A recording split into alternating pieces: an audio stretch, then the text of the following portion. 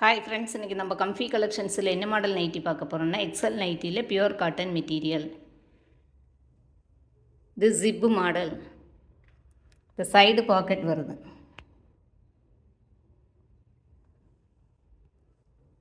இதோட ரேட் வந்து $260 plus shipping. இதில் 7 கலர்ஸ் வருது.